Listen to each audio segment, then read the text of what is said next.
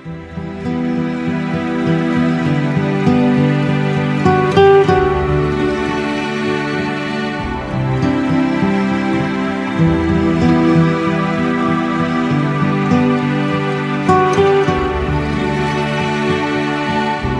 alguma vez houve um momento em que foi importante expor as grandes verdades fundamentais do cristianismo, é agora.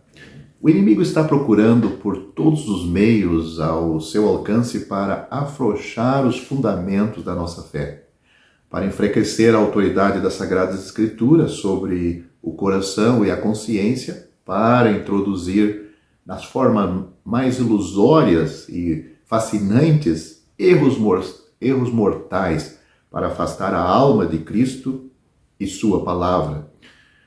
Pode-se dizer, esta é uma velha história. É tão antiga quanto 2 Timóteo, 2 Pedro e Judas, estas epístolas ou cartas escritas para os últimos dias. Mas é uma nova história também, e embora não sintamos que seja nosso trabalho lidar de maneira controversa com os erros e males populares, acreditamos ser nosso dever sagrado estabelecer e manter constantemente aqueles ou aquelas grandes, sólidas e fundamentais verdades que são nossa única salvaguarda contra toda forma de erro doutrinário e depravação moral. É por isso que nos sentimos chamados a chamar a atenção de nossos amigos para aquela passagem muito importante em Romanos capítulo 5, versículo 10. É uma das declarações mais completas e abrangentes da doutrina fundamental a ser encontrada dentro da bússola do volume de Deus.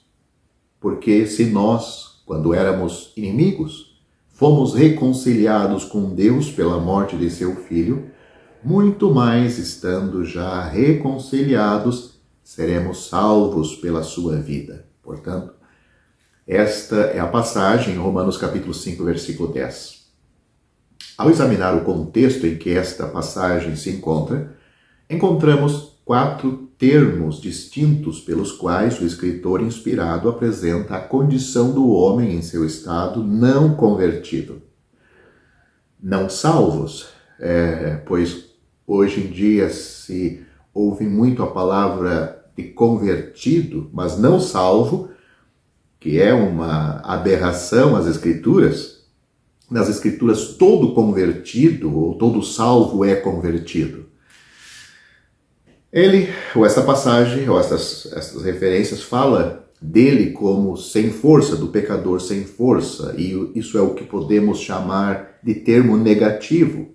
O homem é totalmente impotente, totalmente incapaz de fazer qualquer coisa para a sua própria libertação, salvação. Ele foi tentado de todas as maneiras possíveis. Deus o testou e o provou e o achou absolutamente bom para nada.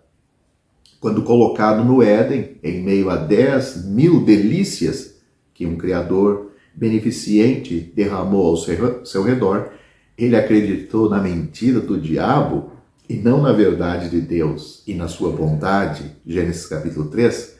Quando expulso do Éden, nós o vemos seguindo uma carreira de maldade, somente o mal, maldade continuamente, até que o julgamento de Deus caiu, ou que caiu sobre toda a raça como uma solitária exceção, no caso de Noé e sua família, Gênesis capítulos 6 a 8. Além disso, quando na terra restaurada é confiado ao homem a espada do governo, ele fica bêbado e se expõe ao desprezo na própria presença de seus filhos. Estamos falando de Noé, quando, confiado ao santo ofício do sacerdócio, o homem ofereceu fogo estranho, pensando nos filhos de Arão, Levítico capítulo 10, quando lhe foi confiado o alto cargo de rei, enriquecido com riquezas incalculáveis, ele se casou com mulheres estrangeiras e adorou os ídolos dos pagãos. Estamos pensando em Salomão, 2 Crônicas capítulo 11. Assim, onde quer que rastreemos o homem, a raça humana, não vemos nada além de fracasso mais humilhante. O homem provou ser bom para nada, sem força. Mas há mais do que isto. O homem é ímpio. Se você ler com atenção Romanos capítulo 5, você vai ver que o homem é sem força e ele também é um ímpio. Ele não só é impotente quanto a tudo o que é santo e bom, mas também sem um único vínculo moral ou espiritual com o Deus vivo e verdadeiro. Examine o coração. O coração não renovado do centro à circunferência, e você não encontrará nem mesmo um pensamento verdadeiro sobre Deus ou uma afeição correta para com Deus. Pode haver muitas coisas amáveis e atraentes no caminho da natureza, muitas coisas moralmente adoráveis aos olhos dos homens, como muitas virtudes sociais e qualidades excelentes. A natureza humana, mesmo em suas ruínas, pode exibir muito de tudo isto, assim como a criação visível. Esta terra em que vivemos exibe, apesar de sua condição arruinada e lamentável, muitos traços esplêndidos da mão do mestre que a formou. Tudo isso é perfeitamente verdadeiro e perfeitamente óbvio. Além disso, deve sempre ser levado em consideração ao lidar com a grande questão da posição e condição do homem. Existe uma maneira extrema de falar do estado do pecador que tem mais probabilidade de tropeçar e deixar a mente perplexa do que convencer a consciência ou quebrar o coração. Isso deve ser cuidadosamente evitado. Devemos sempre levar em conta tudo o que é realmente bom na natureza humana. Se olharmos para o caso do jovem rico em Marcos capítulo 10, vemos que o Senhor reconheceu algo amável nele, pois lemos que Jesus, olhando para ele, o amou, embora não tenhamos qualquer garantia para suportar que havia qualquer obra divina em sua alma, visto que ele deu as costas para Cristo e preferiu as riquezas deste mundo. Mas, evidentemente, havia algo de muito atraente neste jovem, algo diferente daquelas formas grosseiras, mal feitas e degradadas com as quais a natureza humana frequentemente se veste e se apresenta. Não podemos deixar de julgar que o homem que, ao escrever ou falar sobre o estado moral e espiritual do pecador, ignorar ou perder de vista estas distinções morais e sociais prejudique positivamente a causa da verdade e neutraliza o próprio objetivo que ele tem em visão. Se, por exemplo, nos aproximarmos de uma pessoa amável, honesta, franca e honrada, e de maneira abrangente a colocarmos na mesma categoria de um personagem perverso, intrigante, desonesto e desprezível, nós apenas a afastamos com irritação e desgosto, considerando que se reconhecermos o que é realmente...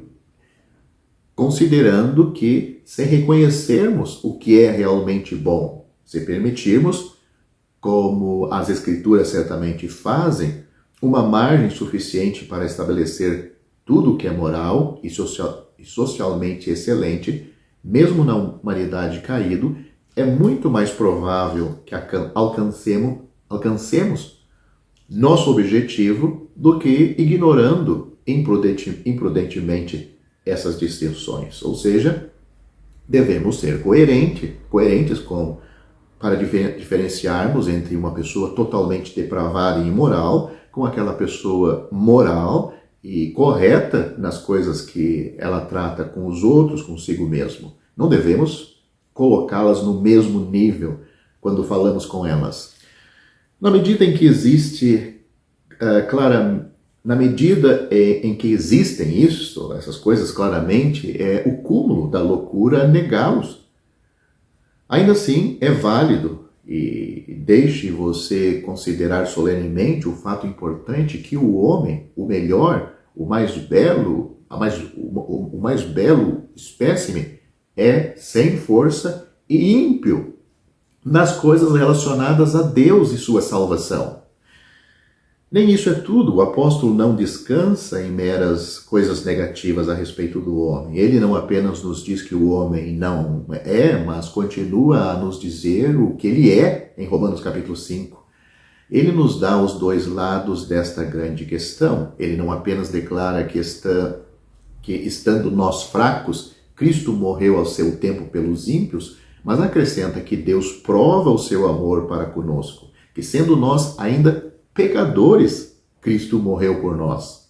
Ele não apenas nos diz o que o homem não é, mas continua a nos dizer o que ele é. Ele nos dá os dois lados desta grande questão. Aqui temos a atividade positiva do mal, a energia real da vontade própria. Pois lembre-se, o pecado é fazer a nossa própria vontade em qualquer linha que a vontade pareça percorrer, qualquer que seja a forma que ela assuma. Pode apresentar-se na forma da mais grosseira depravação moral, ou pode vestir-se como o traje de um gosto cultivado e refinado, mas é obstinação o tempo todo, e obstinação é pecado. Pode ser apenas como a bolota, a mera semente, mas a bolota contém o amplo carvalho que se espalha, ou seja, uma semente gera uma grande árvore. Pode ser um pequeno embrião, mas aquilo vai gerar uma grande coisa. E no homem caído isto gera muito pecado. Assim, o coração da criança recém-nascida é uma pequena sementeira na qual pode-se encontrar o germe de todo o pecado que já foi cometido no mundo. É verdade que cada semente pode não germinar ou dar frutos, mas a semente está aí e só precisa de circunstâncias ou influências para desabrochar. Se alguém é guardado de pecados exteriores grosseiros, não é devido a uma natureza melhor, mas simplesmente ao fato de que está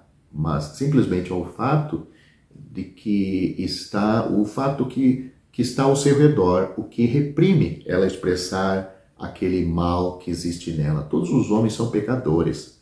Todos, por natureza, fazem a sua própria vontade. Isso marca seu caráter. A Bíblia diz: todos pecaram e carecem da glória de Deus, ou estão destituídos da glória de Deus.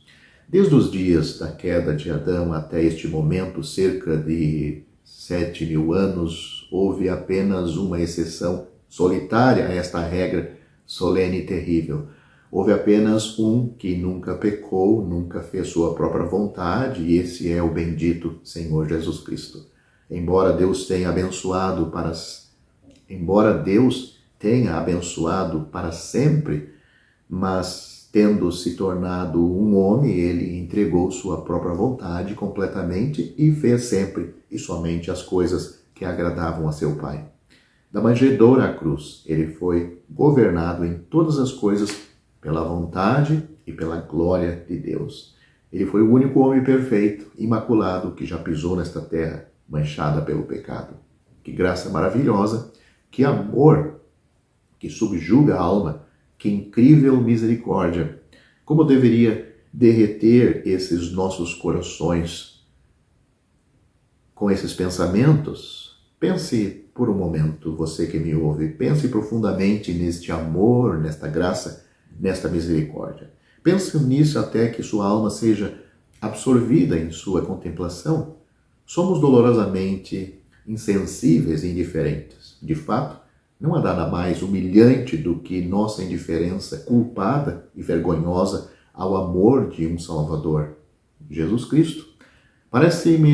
Parecemos contentes em receber a salvação como resultado de sua cruz e compaixão, sua agonia e dor, sua dor inexprimível, enquanto ao mesmo tempo nossos corações são frios e indiferentes a Ele. Ele deixou os céus de glória brilhante e desceu a este mundo escuro e pecaminoso por nós. Ele desceu às profundezas sombrias da morte e da sepultura. Ele suportou a ocultação do semblante de Deus, que envolveu angústia mais intensa para sua preciosa alma do que tudo o que os homens e demônios, terra e inferno poderiam fazer contra ele. Nos momentos da cruz, ele foi ferido de Deus e oprimido. Deus o fez pecado por nós, para que nele fôssemos feitos justiça de Deus. Ele afundou em águas profundas e desceu ao poço horrível, ao barro lamacento, por nossos pecados. Ele fez tudo isto por nós pecadores, quando éramos ímpios e sem força. No entanto, quão pouco pensamos nisto, quão pouco nos demoramos nisto, quão pouco somos movidos pelo registro disto. A lembrança disto deve nos humilhar no pó diante de nosso precioso Deus Salvador, a dureza de nossos corações diante da profunda miséria da cruz e paixão de nosso Senhor Jesus Cristo, é, se possível, uma prova mais notável e contundente de nossa depravação do que os pecados pelos quais ele morreu. Mas antecipamos o que ainda pode vir diante de nós no desenvolvimento posterior do nosso assunto. E agora uma breve referência ao quarto termo pelo qual o apóstolo estabelece nossa condição da natureza. Isto está contido no versículo que forma nossa presente tese neste vídeo. Diz: nós éramos inimigos. Que pensamento! Não somente fracos, ímpios, pecadores, mas está registrado em Romanos capítulo 5 que nós éramos inimigos de Deus. Não éramos apenas impotentes, ímpios, pecadores, mas realmente hostis em um estado de inimizade positiva contra Deus. Nada pode exceder isto. Ser o inimigo de Deus dá a ideia mais terrível que podemos ter do estado de um pecador. No entanto, essa é a condição real de você que me ouve não convertido, você e todos no mundo que não são salvos. O pecador é um inimigo de Deus. Ele pode ser amável, educado, atraente, refinado, culto, educado, moral e até exteriormente religioso, cuida bem do seu corpo, da sua família. Ele pode ocupar a mais alta plataforma de profissão religiosa no mundo. Ele pode ser um membro da igreja, um comungante regular, um trabalhador na vinha, um professor na escola dominical, um pregador, um ministro e, ao mesmo tempo, ser um inimigo de Deus. Como isto pode ser? E que pensamento terrível! Faça uma pausa e considere. Eu lhe imploro, dê a esta pergunta solene toda a sua atenção. Não deixe de lado. Eu apelo a você com toda a seriedade, como na presença do Deus Todo-Poderoso e de seu Filho Jesus Cristo e do Espírito Santo. Conjuramos pelo valor de sua alma imortal, pelo terrível realidade do grande trono branco, por todos os horrores daquele lago que arde com fogo e enxofre, pelo verme que nunca morre, ou seja, a sua consciência no lago de fogo, lhe acusando por milênios e milênios, pelo terrível fato da eternidade, uma eternidade nas sombras sombrias do inferno, pela agonia indescritível de estar separado para sempre de Deus, de Cristo e de tudo que é puro e amável, pela força combinada de todos esses argumentos. Sinceramente, e afetuosamente, rogo que você fuja neste momento para o Salvador, que está de braços abertos e coração amoroso para recebê-lo. Você, pela fé, pode ter um encontro com ele, ser salvo verdadeiramente. Você é fraco, impotente, mas você, além de ser ímpio, é inimigo de Deus. você não sendo salvo, mas Ele quer salvar. Venha para o Senhor Jesus, venha agora, assim como você é, como está.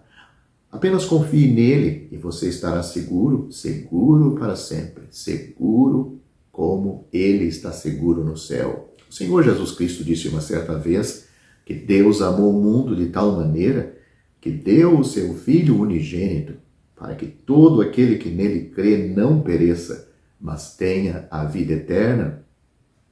Ele disse que Deus enviou seu Filho ao mundo não para que condenasse o mundo, mas para que o mundo fosse salvo por ele. Quem crê nele não é condenado, mas quem não crê nele já está condenado, porquanto não crê no nome do unigênito Filho de Deus. Essas palavras do Senhor Jesus estão registradas no Evangelho de João, capítulo 3, do versículo 16 ao 18.